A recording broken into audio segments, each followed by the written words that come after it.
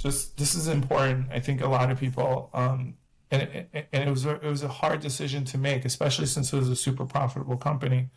Was that um, I just like I was so overwhelmed and working all the time that like it didn't matter how much money I was making. It was Mhm. like I never got to like enjoy anything because I remember like it being New Year's Eve and I went to with my fiance at the time. I went to like we went out to dinner in Miami and something happened where the servers crashed or something. And I literally left at like 10 o'clock at night. I went to the Delano, I went to the basement on to go on a computer and calling like the programmers and calling like Ukraine and calling like all these people and like didn't get back until like Right. 3 in the morning, right? How And big?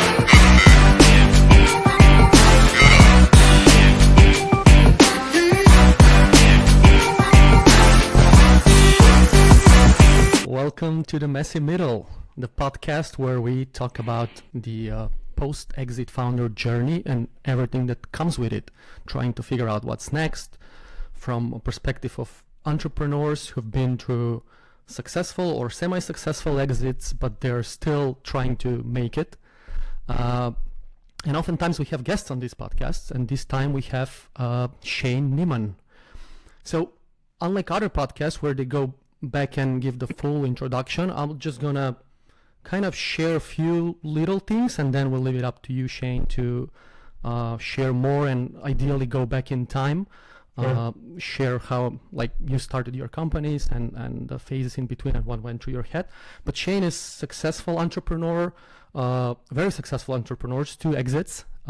He went his early life. You went to medical school first, and then you became a programmer, which is interesting. And then from there you went into nightlife. You started these two companies there, and now you wrote a book on the topic. You're also investing, and we're gonna learn about that a little bit later in the podcast. Yeah. But welcome to the podcast, and I would say, give us the two in two sentences. Who's Shane Neman? Very short. Like, how do you identify who are you? Um, Husband and dad, first and foremost. I live, I'm very lucky to live in Miami. I moved here 10 years ago.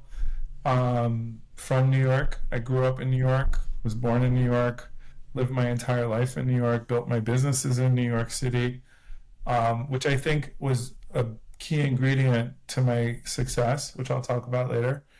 Um, and I have three children and a beautiful wife, which really makes it all worth it. It was all for something and not nothing, kind of thing.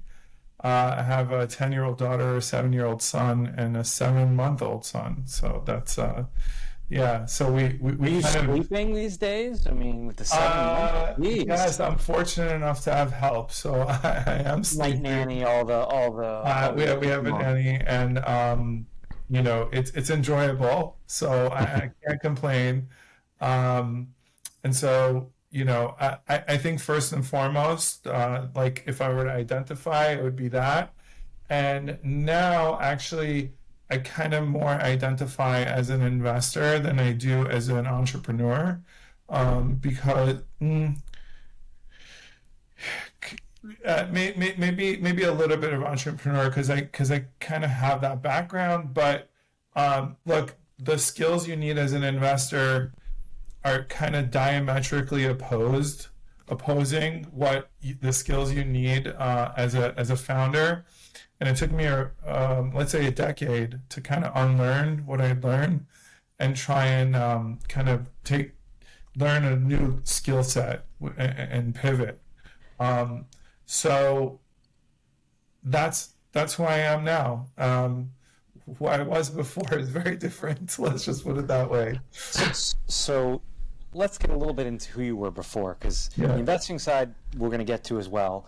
Um, you know, take us to the time of, I would say, right before your first exit, um, sure. and you're doing the exit, you're going through the process, and I want to know, before the first exit, and then what that experience is like exiting, and how did you feel immediately after, as well?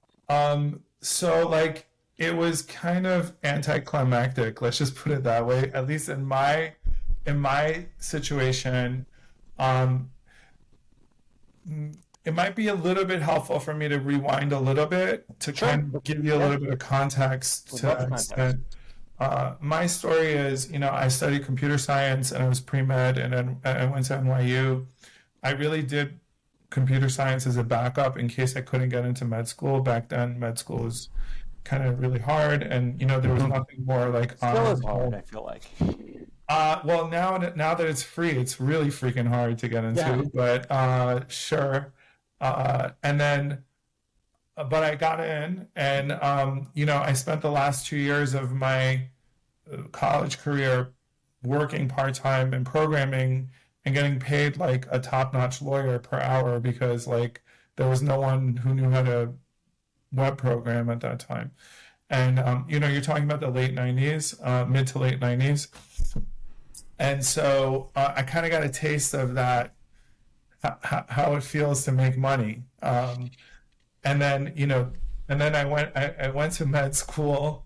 I was going to NYU Med, and my roommate was a Goldman's. My friend from high school, actually, he worked at Goldman as a trader, and we were roommates. We were splitting a one-bedroom on 36th and Park to kind of like to make it cheaper for both of us. We built like Near the wall. yeah, we did one of these walls, and he was like partying every night, making all this money, coming home at like 6 a.m. and like I'm like studying all day biochemistry and all this stuff. And he comes to me one day, like, I don't know, 6 months into it. I don't remember. It was like either 4 or 6 months into it. And he's like, "What are you doing? Let's go start a startup." It was a Sunday. I remember it was a Sunday. And he's like, "Let's do a startup. I can raise all this money. You know how to program. Like, there are Let's go. guys becoming millionaires right now. This is dot-com boom." And I remember being like, yeah, he's right. I can always just go back to medical school, right? And the proverbial light bulb went off, and I don't know, a lot of people didn't understand it because it's so hard to get into med school, and there was a lot of work to get yourself there and taking the MCATs and stuff like that. But I kind of like let that go, and I saw something better, an alternative that was better. And anyway, so we did a startup, and someone was dumb enough to give like 22-year-olds like a few $1,000,000 during that time to do a startup. And what we did was a company called Offyx, which I'll kind of condense down, but it was like basically Microsoft 365 using Citrix. So we Got it. we way too early. We didn't even know the word SaaS. There was no word for App Store. There was no word for cloud. None of these, which was everything we were doing, but no one really understood it, or there wasn't even real great broadband penetration at that time. But we made a really viable, cool product. We had a couple of customers, and then when the dot-com boom crashed, we just couldn't survive that. And I had put all the money that I'd saved up from programming in college, which was like almost like 80 grand or 100 grand. And that was gone too. So I was like, I was out of the job, out of money. Sorry, let me turn on. Sorry, I forgot to turn on focus mode. Anyway, I'll shorten this also. My girlfriend at the time was working at on the side at a few nightclubs doing the door, and I moved into her dorm. She was going to FIT. So let's zoom on that, because you did, I think, I don't know how long was your adventure, lasting, was it like 2 years? That was another 2 years. So you raised some money, you burned 2 years of cash, you did your Citrix cloud thing, SaaS, before anyone else. You had the hype, you did it with a good friend, which you shared everything with. I mean, the first question is, did you stay friend at the end of that? Me and my co-founder. Yeah. Yes and no. Yes and no. Yes and That's no. fine. It's like, So he stayed a little bit longer. I was like, I'm out. This isn't gonna work out. that's fine. And the reason I want to ask that because I'm curious about your next venture. If your lesson learned was to never work with a friend or to work with a friend. And then my second question is, okay, cool. This is with my girlfriend. Perfect. Well, we'll get there. And before we get there, so back in time, we know that it's great because we already can turn the page. We know what's happening next in your story. You're ending up, launching another company in the event space. Yes. Do you remember when you didn't know what you're gonna do and you're like, "What have I done with my life?" kind of phase? And can you process how you went from that to launch something new, or was it pure serendipitous? You know what it was? I actually think, no one asked me this question, which is a very good question, Frank. I think coming from the fact that I was able to accomplish like getting into med school and raising all this money, it gave me this mindset of, all right, I'm not exactly sure what's going to happen next, but like I had enough confidence that I'll figure it out because I was able to do these other things. So like, so you have faith. Yeah, it was like not just like faith, but faith in myself. Let's just put it that way. Being, I think that. So is it like you were like, okay, worst case scenario, I can go back, finish my study, get a job, I'll be all right. Yeah, worst case scenario, I can get a job, which actually I started applying for jobs. And like I got a few jobs at like being the CTO of like some big law firm or whatever, or I could have went back to med school, right, and like started over again. But like I always think that people's worst case scenario in their brain and in their mind is a lot worse than reality. I don't know, it was maybe a function of my mom who really helped me a lot. She was always supportive, and she has a crazy story too. She was like, sick her entire life and made a big business being like chronically ill, which is, like if you can imagine, so impossible to do, but yet someone does it, So you had support, you had role models, you kind of rationalize that the risk was low. But how long it took, like how long was that journey of from one to another one? Like after these 2 years, was it like 6 months, 6 days? It was like, it was like a year. It was rapid. Look, when you're young, things, when you're in your early 20s, things happen quickly and you recover fast. I think right now, if it happened, I'm 47, so like, I don't think I could get up that easy from a fall. But you're also idyllic about the world. You have a lot of energy, and the possibilities really seem endless. And I didn't know exactly what I was going to do, but I was a little ashamed, just to be honest. I didn't want to tell my mom just yet. I didn't, I was trying to kind of like do it on my own. That's why I moved in with her. But again, let's zoom on that. Like, tell us, like, so what was that process? Like, you started to code something randomly. You knew you wanted to work in event space. You met people and you're like, I'm going to help you. What is that? So what happened was so she was working and then she was getting paid at like 4 a.m, right? And I would like go and like help her, right? Because like, whatever. And I'm like going into the back of this like club, and it was like all on paper, and like they were doing everything ass backwards, and I'm like, this makes absolutely no sense. And then that's when the idea came to me that this can be all like kind of computerized. There's no central place to learn about events. There's no POS system. There's no ticketing system. There's none of this kind of happening. No one was sending out like digital flyers and that kind of stuff. There were still like people going around, girls going around taking phone numbers and calling people and inviting them to parties and stuff like that. Like the limelight or Yeah, there was like that was the still open at tunnel? the time. No, there was a little before that. Okay, But there was like still, I there can't was remember. still stuff going on. And Yeah, I'm like, hey, let me just kind of like literally I was in her dorm room, not in my dorm room, like on the laptop, coding, like yeah. making an alpha version of it. Hmm. And I did it really scrappy and then I leveraged her relationship obviously with the owners to sell in like an initial version, got a little bit of traction, took that money, continued to iterate, and then like 6, 7, 8 months later, got more and more. Went out every day, every night. I would have to like literally meet these people at like 2 in the morning. That's when they Wow. wanted to meet me, right?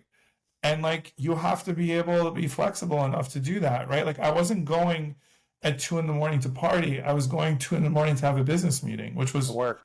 like real work. And bring my laptop and show someone in this like, That's crazy. dingy corner And of something, Um, and half the time they would be like an hour late. So I'm like trying to stay up till like 3 in the morning. I, I So start to see. Oh, sorry, go on. so you got to be in the mindset of you got to do what you got to do, Yeah. and And that was it. so that was cool. Like, because you've made, you've built so many startups. I want to go to all of them so we can see if there's a pattern, I guess, in the way you Yeah, manage that. But like now, fast forward on this one. So you work, you grow it, do you raise money? Do you don't raise money that time? I You didn't raise money. I was able to bootstrap it with very little get it. money because I was in the mindset of I want to build a profitable company. Okay. And So that was so your lesson learned from the past one, which is like I want to keep cash. correct. And I kind of Yeah. like looked at it as a career and I'm like, okay, and then we became, slowly we became kind of like the de facto software that Mm-hmm. most of the nightclubs and bars used. And then once ticketing started to take off and EDM took off, we started making a lot of money because Yeah. we would make a service charge off of each phone, each ticket. And we went from selling thousands of tickets to millions of tickets. And And that how long did it take to go from you alone to I think 70 plus employees? let's say like 6 years, 5 or 6 years. There was a Get it? good few years where it was just me and her initially. Just go to nightclubs every night to work Yeah, with we your were customers. just hustling. I would go to the nightclub. I would like wake up at 4 in the morning. We had photos we would upload. It was like we would get like flyers from All like your friends asking you to get tickets to the cool parties. yeah, it was really a grind. It was a hustle and a grind. But if you stick with it long enough, it could turn into something bigger and better, and it did for me. And then So what happened at the end of that adventure? Like why this adventure? Why you're not doing that today still? It's like what's so the nothing bad happened. It was more like I had a new shiny object. So during the course of this, we realized that we had a bunch of people's phone numbers and we wanted to text them, but there was no like off the shelf solution to do that, like a MailChimp for texting, let's just say, right? video? Yeah. And so this is 2005. There's like three, Yeah, 4 I years of understand. portfolio. And so I had to figure that out, and I figured it out. It took a while. I figured it out, and then we did it. And then like everybody's like, "How did you do that?" Right? And then that light bulb went off, and I'm like, "Oh, this could be like its own thing." I don't know, it's a kind of classic story where you build something that you need, and then you realize everybody else needs it kind of situation. And I had been doing that. I had been doing JoonBug for almost 10 years, and I saw this. I saw a lot of potential, and I ran both companies for 2 years, a year and a half, let's just say, at the same time. And easy texting really started to take off, especially with early adopters, and I just saw so much more potential in that company, and it was new. Get it? And also I kind of wanted to get out of that whole situation. I wanted to get married. It's like you can't like go out every night and also like wake up and be at work at 9 in the morning for too long. So that's an important part of the story, I guess. It's like you're not necessarily like it had. I mean, I guess it was a big factor for it, but this transition, how did that happen? Like, did you sell the company? Did you step out? Did you make a deal? We got lucky. We had a main competitor, so I just called him up and I'm like, "This is your chance. Do you want to buy us?" And Nice. he's like, "Yeah." And I said, "Okay, let's work something out that makes sense." Awesome. And Cool. I was able to do that. I didn't get like the best price, but I really didn't care at that point because again, I really was focused on easy texting and I saw the potential in that. And then So I did no break. You didn't take any break. You didn't be like, I'm going to do a 5-month holiday and go into easy texting. No, You're like I right away actually after was 10 years like of work. invigorated. I was invigorated. I took Okay. that money and I really pumped it into the other business. And so, you know, I don't know. I was never the one who like really cared about fancy cars or fancy things or, you know, that kind of thing. It was really more the thrill of whatever I was doing. And don't get me wrong, I didn't live a bad life or like let's say like I lived a really great life. You were going to nightclubs all the time. Yeah, right? I lived in Manhattan. Exactly. I experienced. Yeah, I some- don't buy it. I mean, you'd be today, you'd be an influencer, say, hey guys, this is me. I'm at the best nightclub in New York. Woo! It's funny. I'm not into Ferraris, but I do like my bottle of champagne to be at least $10,000. It's like glamorous, but I really didn't like. I know, and I'm Like, I kidding. didn't even drink that much. So, like it was ends up was just like being I work. couldn't because Yeah. that was my client anyway. So But the thing I'd like to understand is why did you decide to invest your money in your own startup versus raising money outside? Was it because you liked the bootstrap way? Is that your lesson learned from before, or you? it was a combination of things. Honestly, I didn't even know any venture capitalists because my roommate was the one who went and raised the money last time. So that wasn't Got it. my thing. I didn't really understand that. I actually even went and I got I didn't have enough money in the beginning, in the first 2 years, to kind of bankroll easy texting. So I went and I got a home equity line of credit, and I took the home equity line of credit and I bankrolled easy texting initially. How'd you have the balls to do that? I don't know if I would do that now that I think about it. Just Was it naivete, or like was it just like I don't You saw an know. advertisement in the subway. I was like, Something in me was like, this makes a lot of sense and there's no way it could lose kind of Right. situation. Maybe the 47-year-old me would have never done that, let's just say.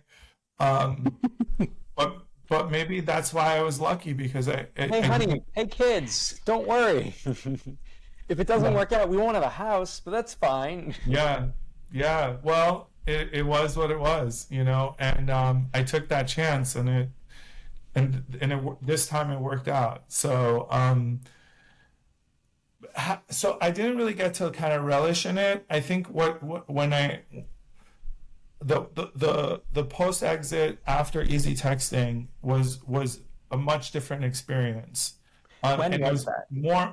So that was like 2013. 13. Okay, Yeah. so about 10 Yeah, years it was ago. like 2013. So now I just wanted, context for listeners. We're So 10 now years in the past. We're 10 years in the past now. Correct. Which eventually we'll get to the investor journey of how it's taking you 10 years to get to this point. Sure. So take us to the moment, of the exit of easy texting Okay. and what you felt after that compared to your first, experiences. And then of course the first exit. I'm not gonna lie, it was fucking awesome. Like it was awesome. It was awesome. Like I was getting a lot of money and I was like, holy shit, this is like life changing. And like my wife was like, like happy. We were like super happy kind of situation. But like the cliche happens, right? You get it. It's like cool, you see it in the bank. And then the next thing is like, holy shit, how do I keep it?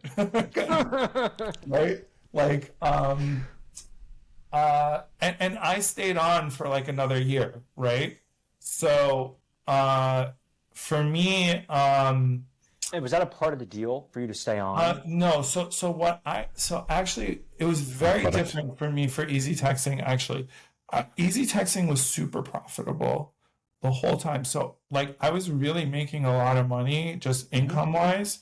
And it was really weird because people didn't know how to really value a company like a SaaS company that was like 60-70% margins, right? And so we you know, we had to like come up with something creative, and like I wasn't going to take stock because the idea of like taking stock for something that like generates cash makes absolutely no sense. And so they basically bought it mostly cash. I wanted to stay on to make sure that it got integrated, and I didn't want it to like kind of fall apart. And so we So stayed.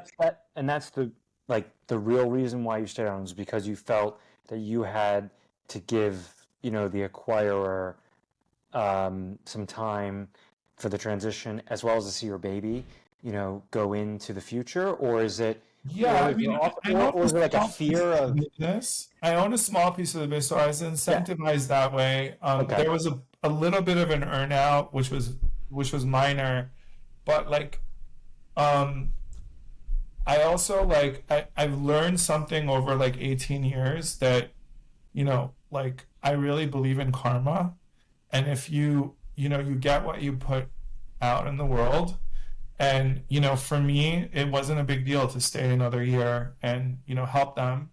And in fact, I was like getting paid to do it. So like, but it definitely took this like, the reason why I wanted to sell just this is important. I think a lot of people, and it was a hard decision to make, especially since it was a super profitable company, was that, I just, like I was so overwhelmed and working all the time that like it didn't matter how much money I was making. It was like I never got to like enjoy anything because I remember like it being New Year's Eve, and I went to with my fiance at the time. I went to like we went out to dinner in Miami, and something happened where the servers crashed or something.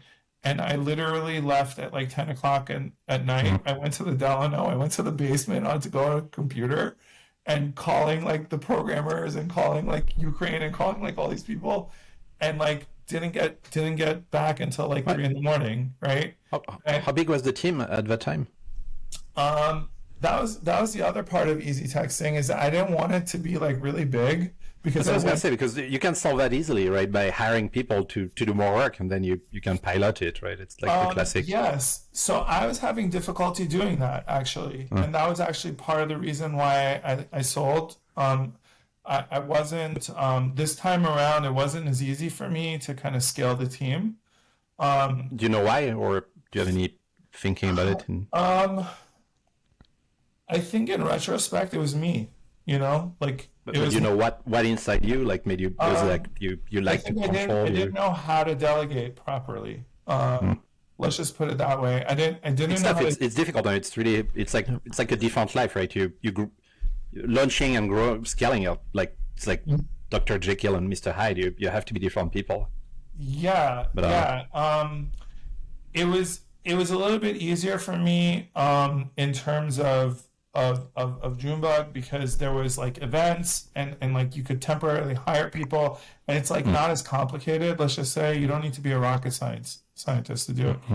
And so I actually contemplated hiring a CEO to come in because we made a lot of money. So like it didn't make, you know, I could afford to pay someone, and I tried that a couple of times, and that didn't really kind of work out. And I saw that as like the way that I could kind of like get out and still, you know, still do well. And look, they really that other team, I got to give it to them. They really figured that out. They figured out how to scale it. It's much bigger than when I had it. And you know they're doing very, very well. Although I'm not really involved at all. Following, yeah, of course. Yeah. You did a year there. So you sold it 37. That's what I'm thinking. Correct. I 37. lived about 37. Did a year there, 38. After leaving, I'm assuming you got married. I was married. I had my first child. Yeah, I had my first child. Okay. And then I was like, we were like, what the fuck am I going to do? Like, what were you... okay, yes. So, yes, I was. Was it like cliche? You were right? working alone in New York at like 2 a.m., be like, oh. Were you in Miami Listen, then? woe is me. Like, no, no one should feel sorry for me at all. No, of course not. But I think, I got lucky. I got distracted because I had my first child, so I got to spend a lot of time with her. And then we also decided to move to Miami, because whoever glamorizes raising a child in New York. in New York City is like bullshitting you completely, because it's not fun and it's not something that you really want to do. So it was either the suburbs or the beach, and so we tried the beach and we ended up loving it and living in an apartment building that's on the beach. So we kind of got like a hybrid New York City experience. I feel Nice. like I'm interrupting. I feel like I have the same thing. I'm like, well, if I have to move to the suburbs from New York, I'm like, why don't I just move to Florida? Yeah. It takes the same amount of time to fly to New York as it does to drive in half the time. It's actually probably less time. And so I realized at that point that I wasn't sure that I could like pull another trick out of the hat kind of situation of figuring out something else to start up that could be successful. I dabbled in like buying like an apps company. I turned it around and I resold it. I did a few like little small things here and there. Oh, sorry. How did that happen? Is it like, again, how do you end up flipping a company? It's because you bumped into some guy in the street? Or... No, I went on, at that time it wasn't cool to go on like those websites like Flippa or whatever. Yeah. Like it was just starting. And I was like, was whoa, eBay. this is like super cheap for this thing, and I know how to fix this. So like, let's go. I don't know. I guess I was an early adopter, and then I was like, you know what? I kind of got like a 3-month fix of that, and I'm like, holy shit! I just literally missed 3 months of my child's life again. So I realized that I learned I need to learn how to invest, like really, not like like really professionally learn how to invest. And I need to make that my career. I wanted to make that my career. And it would give me the flexibility to like of my own time, because like, there's never going to be like, a fire to put out when you buy, when you do VC investing, let's say, for example, or something. There are fires, but you're not the one dealing with them, just watching them from far away, and with people running everywhere, I'll be like, ah! You smell the smoke and you go, let's do this. It's okay, it's a fire, we'll just deal with it. Yeah. Yes. Before getting to the investing, did you intentionally take time off after that 1 year and out? Or was it at any point? I mean, you had a kid, but like specifically saying, I'm not going to work for this amount of time and I don't care what I'm going to do next or whatever. No, I never personally got to the point of being the kind of person that like never worked. Let's just put it that way. Mm-hmm. New York. I couldn't ever do that. I worked less, let's just put it that way. Yeah. And I might have died if I went in the other pace, because it was like going like 100 miles an hour, and then I was going like 50 miles an hour or 60 miles an hour. I still work a lot, like even though like arguably probably I don't really need to, right? But I work all day, every day. I also don't want my kids to think that you shouldn't work, but I love working. I love what I do. So it's not. I mean, I'm not like living this like life where like, oh my God, it's like all roses and shit, right? But like, That's kind of why I wanted to react, because I mean, I get your book, and we can talk about it. Like, it's like flashy and nightlife, and and I love working and everything's great. But I mean, it has to be hard times. It's like if you're to put your memory back, maybe you repress them, you don't remember them, but it has to be a time when it's really hard, and you're like, have to deal with these things, right? So during easy texting and JoonBug, it was really hard. Brutal. Like I mean, there were times, there was like 50 times that I thought that I was going to lose easy texting, right? Like one time I had to sue T-Mobile to like turn on our service, right? I mean, like me going against T-Mobile, can you imagine? And like I paid like $1 million in legal fees, right? I thought I was gonna, and I had to go on like a financing thing with the law firm, right? I got into a class action lawsuit because someone sent a spam text message from our service, and they sued us too, which cost me a ton of money. Someone hacked into our system and like stole, like there's like a million things that happened, it was not easy. The whole situation was not easy. Also, another reason why I wanted to sell, right? Because like, at the end of the day, no one gives a shit except for you, right? Because like everyone else is just like an employee. They can just kind of get, like it makes me reflect. No, it makes me reflect because I'm still an entrepreneur, I guess, but it never gets easy. You can have as much experience as you want, and it's always hard. It's always hard to raise money. It's always hard to build a product. It's always hard to have a team. It's always hard to have customers. And it's never. And every time you're like, it's like it's like a cold plunge. It never gets easier to get in. You could do it every day. It's what I tell people. I say, look, it's never gonna get easier. You're always gonna have bigger shit. Even if you go public, when you go public, you're like, suddenly you're like, oh shit, Apple is suing me and Adobe, whatever. Yes. But the thing that gets easy though is, I think when you're a first-time founder, you're like, holy shit, I don't have a co-founder, or I don't have a product, or I don't have an idea, or like I don't know who to hire, or whatever big issue you think you have. 10 years from now, you look back at it and it takes like 5 seconds of your brain to just process it, and you see it as a non-issue. So I feel like it's like a muscle. I guess the higher you press the you have to have a high threshold of psychological torture. Let's just of having psychological torture and being able to block it out, and just having faith that you can get through it. But now, like, to transition to the investor story, there's also, I mean, investor, it looks easy, right? But I mean, you can literally lose all your money in one click, or in one signature. So there's another element of stress, right? Which is, was it easy? Like, because I guess I forgot to say, it's like, to be a good investor, you have to burn a couple of millions of dollars. I fucked it up just like everything else a million times. But I got lucky. I didn't take. I guess my question is: do you regret? Not going back to your product? So it's funny. Maybe if you asked me like 3 years into it, I would have said yes.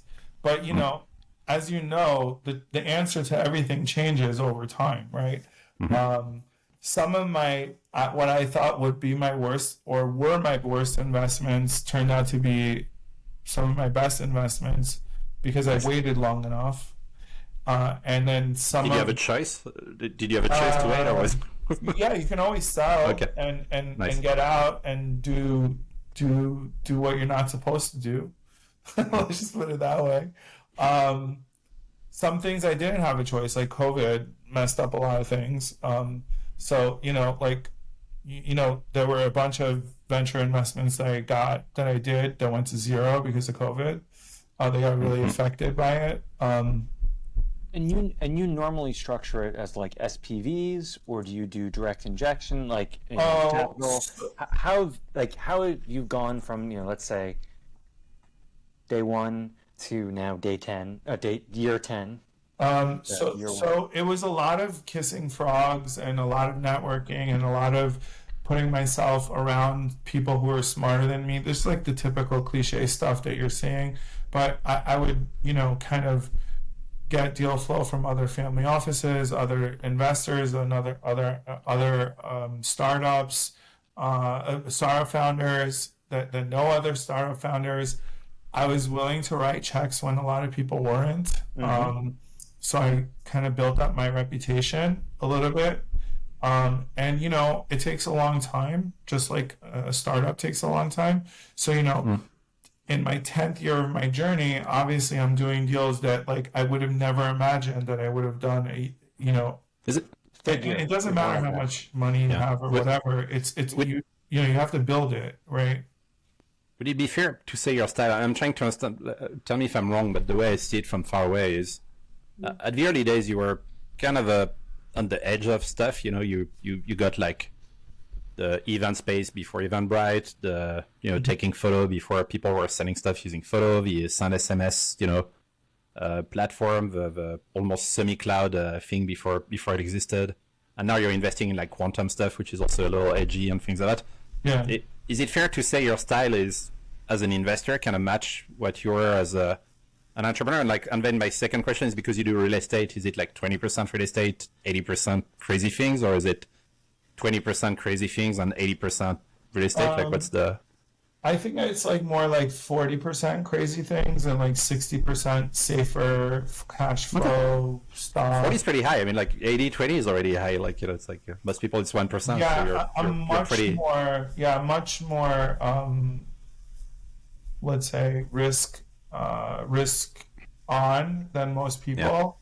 Yeah. And do you have a thesis, or how do you just like people or? I mean, if you look at endowments and if you look at really, really smart investors and you look, they're obviously Buffett's also a very smart investor, but it took him a lot longer, right?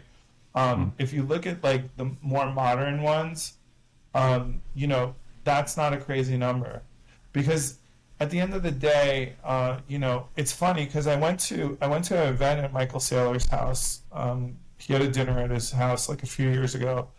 And this is a pretty interesting story. I'll tell it really quickly. He gets up in the middle of the dinner. There's like 50 people there. And he goes, his house is insane. It's like some mansion in South Beach. And, he had like a ballroom in his house, by the way, like where he had this dinner, right, with like bas relief on the the Great Gatsby of. Yeah, it was like a 1920s house actually. So he gets up and he goes, I just got my house appraised for like $48 million, right? He literally says this. He's obviously like he's a little spectrumy, but like the smartest investors are definitely. And because they don't experience emotion the same way most people do, and so they make decisions emotionlessly. And so anyway, he's like, I bought this house for like 30 million, like whatever, 10 years ago. It's like worth 48 million. Who wants to buy it? Yeah, and like people are like, why is this guy telling us this at the dinner? And he's like, but this was built by a family that moved here in the 1920s. It cost them $120,000, and they also built the house next door and like all this other stuff.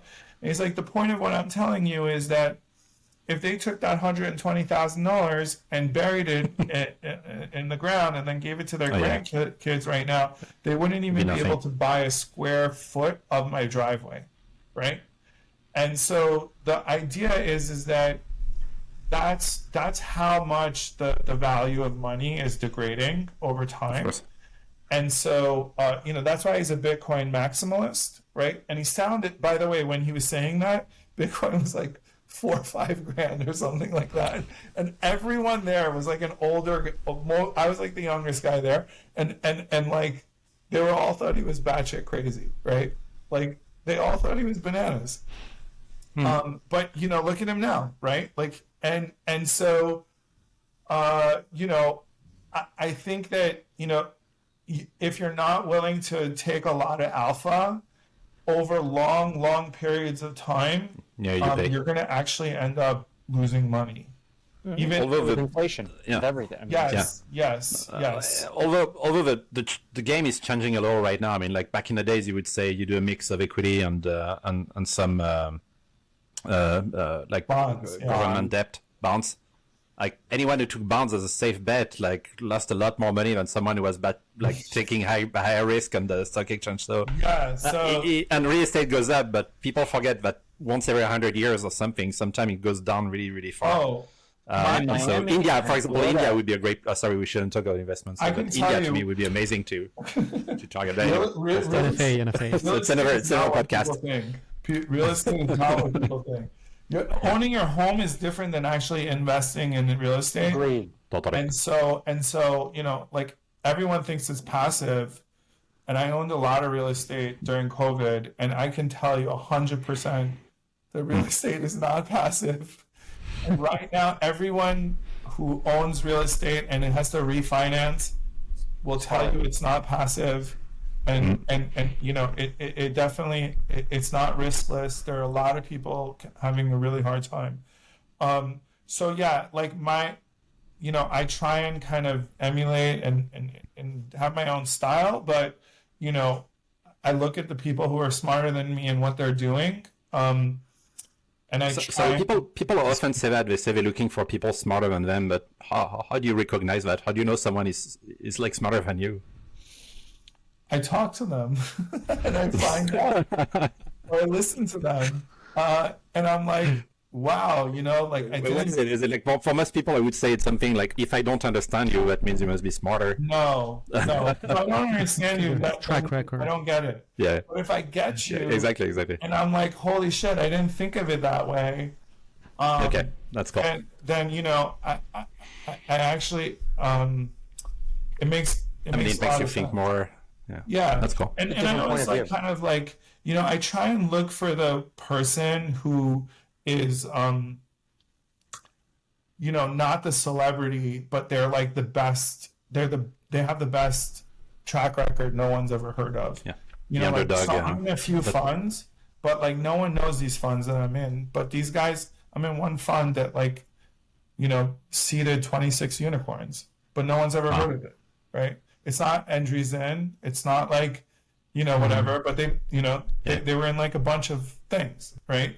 That like, they were in Instacart. They were in like, like first checks, right? And so, I try and find those outliers and I try and learn from them and their mental models. I'm kind of obsessed with decision making. I've taken What does that classes mean? on it. What does it mean to be obsessed with? Like, is that if there's many ways of making decision? Is it like brain versus guts? Is it like do you have a process where It's funny. It's like no one teaches you how to make a decision, right? It's not taught, right? There are better ways to make a decision. There's, you have to categorize a decision, whether it's like reversible. Actually, there's this guy Shane Parrish from the Knowledge Project. He actually has. I paid $1,000 for it, and I did this decisions by design course that he has. I really recommend it to anyone. It doesn't matter. You don't have to be an investor to do it. Like, it just teaches you how to methodically think about things and make better decisions. Or even if you can make slightly better decisions, it can really change things a lot for you.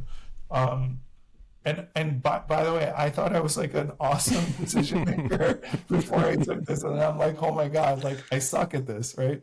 So I don't think you suck at it. And like again, looking at what you've done, there's although that's another question, which is how much luck do you think play into these other things? I had a lot of luck, man. First of all, I was born. Is that your karma theory? It's like My a lot of parents good are karma. from like Iran. They came in the 70s. They left during during the revolution. They had to start all over again. I lived in New York, like where I was able to get an awesome education, and that luck in itself is like crazy to be able to have the opportunities of what I did. But yeah, I mean, I got very lucky in many aspects of the time that I was born. That I finished college in the late 90s, so like that was like during the .com boom. There's like so many things that I can't even imagine. We're coming to to the end of that, and I'll pass it to Teddy so we can talk also about the book. But maybe my last question is, right now, so you're out of a messy middle, right? There's no unknown in front of you, or do you have things where you're like thinking about what's next kind of thing? Like, do you have a what's next, or do you feel like you're going to do that for the next 20 years? I think there's always a what's next. I think if you're not thinking about what's next, then you're. I mean, next, not your next investment, but next as like what's something next somewhere else of your life. I mean, where's your mind? Right now for around that question, like what's. So for me, it's really about for me, it's more about like what's next for my family, right?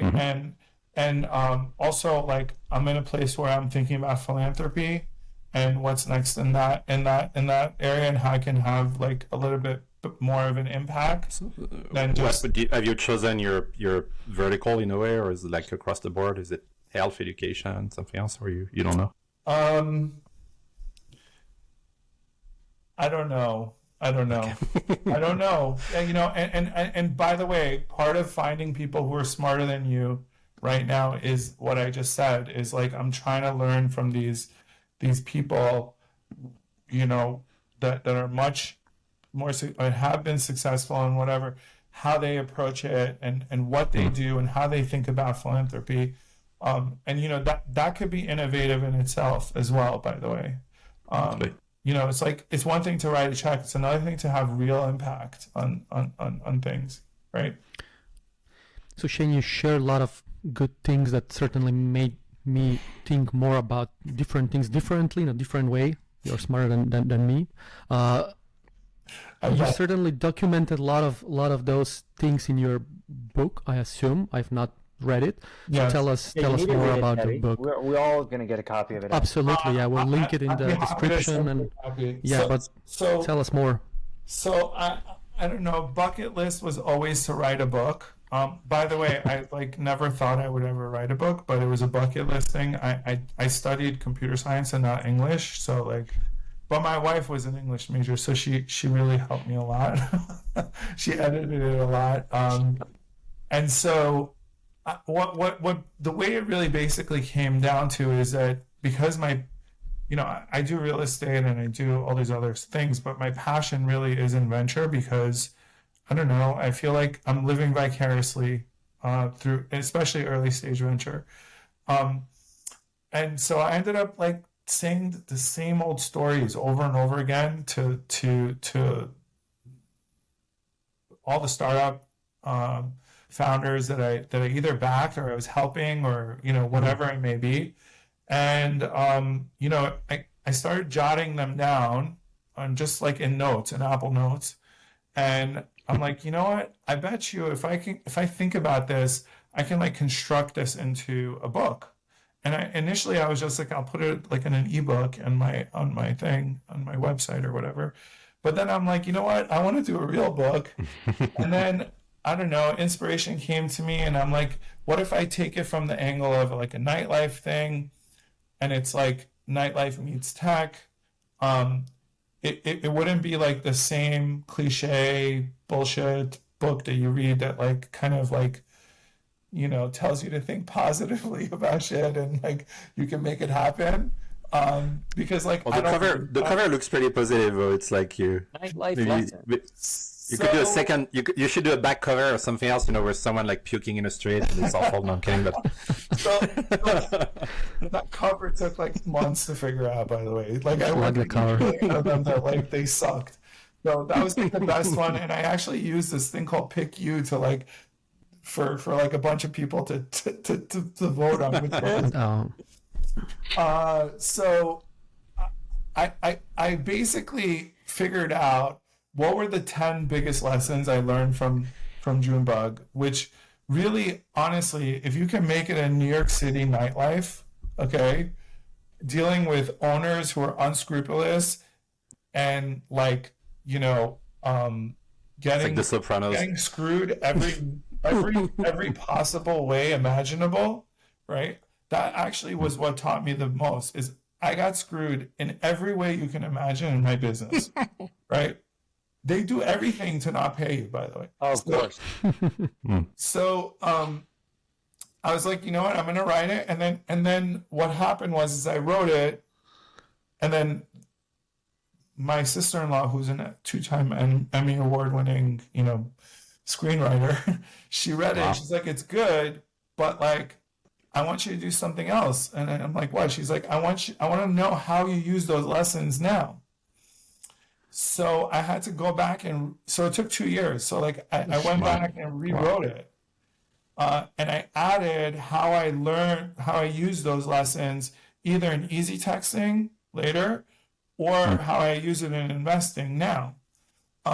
So like I wanted it to be like really practical and not this like kind of aloof thing where you like, believe in yourself and it like all of a sudden like magically happens, right? So what I hear is it's gonna soon be on Netflix, right? I'm sorry, no, it's actually not that crazy. It's more businessy than you'd imagine. It's more because it's got some crazy stories in it, but it's more like business. It's more of a business book than like people partying and doing cocaine kind of book. Let's just put it that way. The second book. It'll be the second book. Yes, that's the after party. Yeah, exactly. You kind of started. title. Sorry, Gabriel. You kind of started at the beginning when we started this conversation. You said you believed in yourself. You had this self-confidence, self-faith. Yes. But now you're saying like it's not. But it was justified, right? Because like I did hard things. Like I got into med school. Like I did a startup. I did web programming. It's easier when you actually do shit, right? Like and not like just kind of like purely wishful thinking, right? Got it. It's like it's rational. easier to believe yourself if you accomplish stuff before, right? Do you still code, by the way? Do I what? No, actually, I suck at it. Yeah. I used to be. You have to go back. I know, but I've got the same issue, I guess. But now with GPT, it's amazing. You can just code anything yourself. Yeah. You should try. So let's bring you back to entrepreneurship. It's time.